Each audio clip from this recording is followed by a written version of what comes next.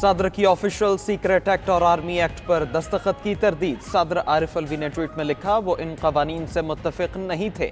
عملے سے کہا بغیر دستخط شدہ بلوں کو مقررہ وقت میں واپس کر دیں تاکہ ان بلز کو غیر مؤثر بنایا جا سکے۔ عملے سے کئی بار تصدیق کی آیا واپس جا چکے، انہیں یقین دلایا گیا واپس جا چکے، لیکن آج پتہ چلا عملہ ان کی مرضی اور حکم کے خلاف گیا۔ اللہ سب جانتا ہے اور یقین ہے وہ معاف کر دے گا۔ ان لوگوں سے معافی مانگتے ہیں جو اس سے متاثر ہوں گے۔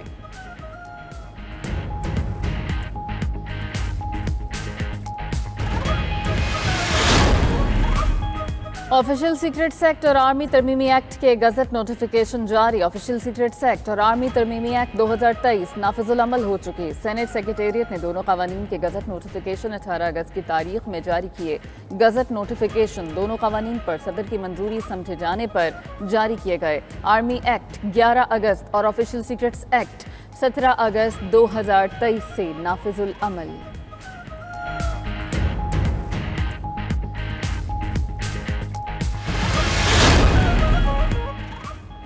بل آنے پر صدر کے پاس دو آپشن ہوتے ہیں، منظوری دیں یا مشاہدات کے ساتھ واپس بھیجیں۔ آرٹیکل 75 تیسرا آپشن فراہم نہیں کرتا۔ وزارت قانون و انصاف کا بیان، کہا اگر صدر کے پاس مشاہدہ تھا تو اس کے ساتھ بل واپس کر سکتے تھے۔ صدر نے ماضی قریب میں بھی ایسا کیا تھا، وہ اس معاملے میں پریس ریلیز بھی جاری کر سکتے تھے۔ فوری معاملے میں کوئی ضروریات پوری نہیں ہوئی، صدر نے جان بوجھ کر منظوری میں تاخیر کی۔ بلوں کو غیر مشاہدے اور منظوری کے واپس کرنا آئین کی روح کے منافی ہے۔ صدر نے اپنے ہی عہدیداروں کو بدنام کیا۔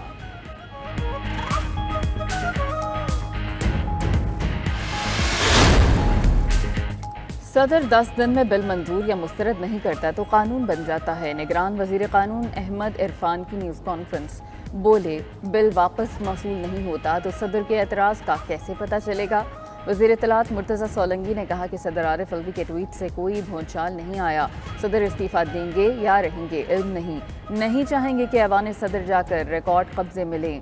صدر کے عملے کا سامنے آ کر وضاحت دینا نامناسب ہوگا۔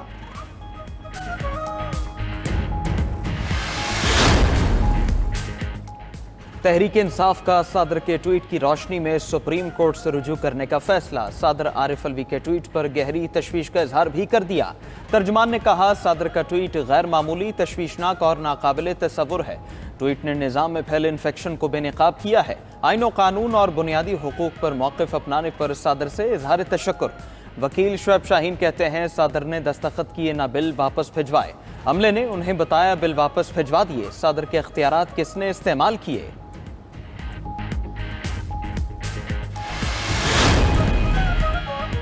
صدر کی بلز پر دستخط کی تردید۔ رضا ربانی کی سینٹ کمیٹی بنانے کی تجویز۔ سینیٹر رضا ربانی کا آرمی ایکٹ اور آفیشل سیکریٹس ایکٹ کے متعلق ٹویٹ پر اظہار تشویش، کہا کہ آئین کے آرٹیکل 50 کے تحت صدر پارلیمان کا حصہ ہے۔ عارف الوی اور متعلقہ عملہ کمیٹی کے سامنے پیش ہو۔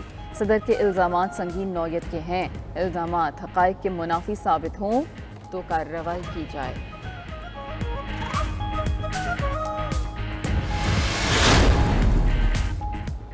قانون جب آئین کے عین مطابق بن گیا تو جعلی ضمیر جاگ اٹھا۔ صدر کو نوٹیفیکیشن کے 2 دن بعد اللہ کو گواہ بنانا اور معافی مانگنا یاد آیا۔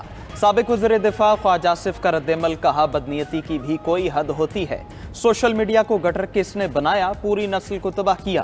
پی ٹی وی اور پارلیمنٹ پر حملہ کس نے کیا، اس کی بھی معافی مانگیں۔ پی ٹی آئی دور میں اپوزیشن کے خلاف کارروائیوں کی بھی معافی مانگے۔ جب ان کا لیڈر لوٹ مار میں مصروف تھا تب ضمیر کہاں سویا تھا؟ 9 مئی کو ریاست کے خلاف بغاوت ہوئی، اس وقت صدر کی کیا ذمہ داری تھی؟ صدر کا ٹویٹ ناقابل یقین ہے، انہیں استعفیٰ دے دینا چاہیے۔ سابق وزیر خزانہ اسحاق ڈار کا رد عمل، ٹویٹ لکھا کہ سرکاری کام فائلوں پر چلایا جاتا ہے، صدر اپنا دفتر مؤثر طریقے سے چلانے میں ناکام رہے۔ سابق وزیر داخلہ رانا ثناءاللہ نے کہا کہ صدر کا ٹویٹ ان کے منصب اور رتبے کے منافی ہے، ایسا ٹویٹ کرنا زیب نہیں دیتا، تحقیقات کے بغیر اس پر کوئی بات ہونی ہی نہیں چاہیے۔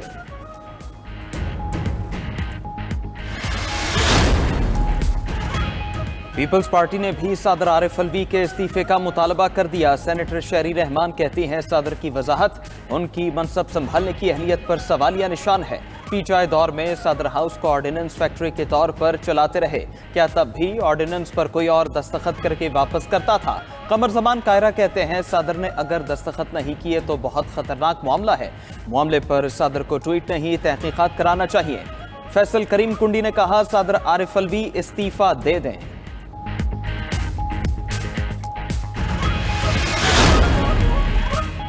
Official secret sector army act باقاعدہ قوانین بن چکے، دونوں قوانین کا نوٹیفیکیشن حتمی ہے۔ ماہرین قانون کا رد عمل اشتر اوصاف کہتے ہیں کہ صدر نے کہا وہ اس قانون سے متفق نہیں ہیں، اگر نہیں کہا تو اب ان کو کوئی حق حاصل نہیں، وہ ایسی بات کریں۔ شائخ عثمانی بولے اگر صدر نے دستخط نہیں کیے تو جعلی کس نے کیے؟ معاملے کی محکمہ جاتی تحقیقات ہونی چاہیے۔ یاسین آزاد بولے کہ صدر بتائیں انہوں نے کیا کارروائی کی، اگر دستخط نہیں کیے تو انہیں استعفیٰ دے دینا چاہیے، وہ ایک پل کے لیے بھی صدارت کے منصب کے اہل نہیں رہے۔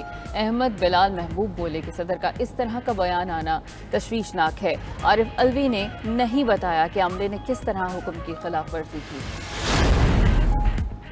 امیر جماعت اسلامی کا صدر کے ٹویٹ پر سپریم کورٹ سے خود نوٹس کا مطالبہ۔ سراج الحق بولے آج صدر کہتے ہیں دستخط ان کے نہیں، کل جج کہیں گے پھانسی والا فیصلہ ان کا نہیں۔ ملک میں ہو کیا رہا ہے، ٹھیک اور غلط کا فیصلہ کون کرے گا؟ سپریم کورٹ واحد ادارہ ہے، وہ قوم کی کنفیوژن دور کرے۔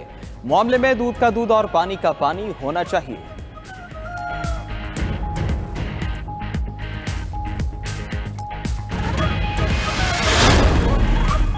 پیپلز پارٹی کے رہنما شرجیل انعام میمن کہتے ہیں کہ صدر عارف الوی نااہل ترین شخص ہیں، انہوں نے ثابت کیا کہ وہ پاکستان نہیں ٹائیگر فورس کے صدر تھے، ان کا کردار ماضی میں بھی متنازع رہا، الیکشن وقت پر ہوں گے، پاکستان ہم سب کا ہے۔ پیپلز پارٹی جنوبی پنجاب میں سرپرائز دے گی۔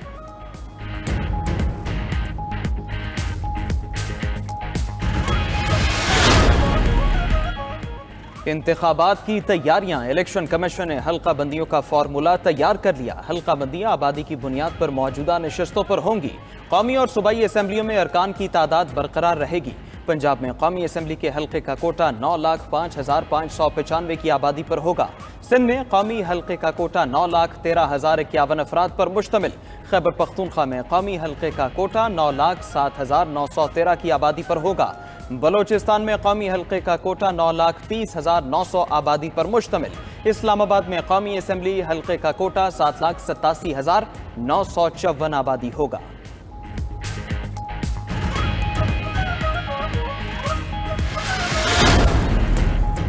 نون لیگ کی سابق وزیر اعظم نواز شریف کی واپسی کی تیاریاں، چیف آرگنائزر مریم نواز سے نون لیگ لاہور کے صدر سیف الملوک کھوکھر کی ملاقات۔ صدر Noon league youth wing Lahore Faisal Khokhar بھی شریک ہوئے۔ نواز شریف کی ممکنہ واپسی اور استقبال سمیت اہم امور پر گفتگو۔ سیف کھوکھر اور فیصل کھوکھر کی ملاقات کے بعد آج رات لندن کے لیے روانگی۔ سابق وزیر اعظم شہباز شریف پہلے ہی لندن روانہ ہو چکے۔ لندن میں نواز شریف کی وطن واپسی کے پلان کو حتمی شکل دی جائے گی۔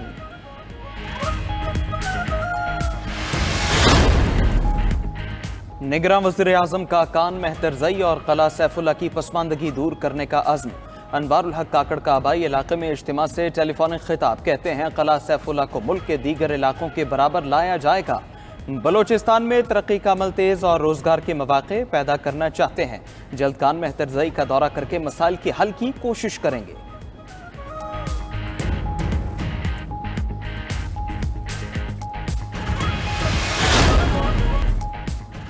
سعودی عرب کے وزیر حج پاکستان کے دورے پر پہنچ گئے۔ اسلام آباد آمد پر سعودی وزیر سمیت معزز مہمانوں کا پرتپاک خیر مقدم۔ نگراں وزیر مذہبی امور انیق احمد، سعودی سفیر نواف بن سعید، سینیٹر طلحہ محمود اور دیگر حکام موجود تھے۔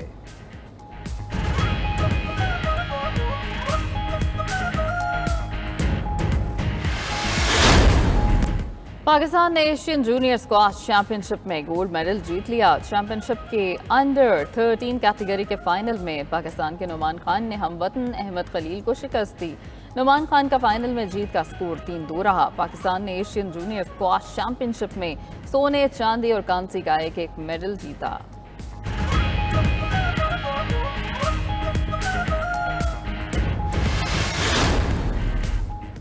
نیزہ بازی کے عالمی کپ میں شرکت کے لیے پاکستانی ٹیم جنوبی افریقہ پہنچ گئی۔ جوہانسبرگ ایئرپورٹ آمد پر پاکستانی کمیونٹی نے نیزہ بازی ٹیم کا شاندار استقبال کیا۔ نیزہ بازی کے عالمی مقابلے 23 سے 27 اگست تک جنوبی افریقہ میں ہوں گے۔